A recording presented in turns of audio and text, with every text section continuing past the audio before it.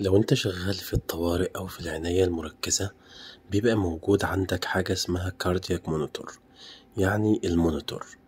ازاي المونيتور ده بتفتحه وايه هي الداتا او العلامات الحيوية اللي بتكون موجودة داخل المونيتور؟ تعالوا بينا نعرف ازاي بنفتح المونيتور وازاي بنتعامل معاه. اول حاجة في زرار للباور على اقصى الشمال، زي الزرار ده بنضغط عليه ضغطة مطولة بيفتح معانا المونيتور على طول. البيشنت مونيتور هو دلوقتي كده بيحمل. System initialization System initializing هو كده بيحمل، جاري التحميل. بيفتح معانا المونيتور.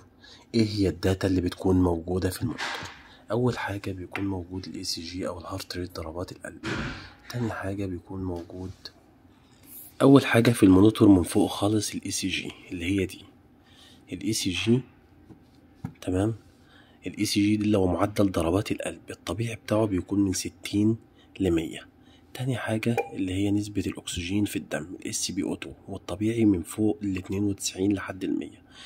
تالت حاجة اللي هي respiration أو معدل التنفس الريسبيراتور من 16 ل24.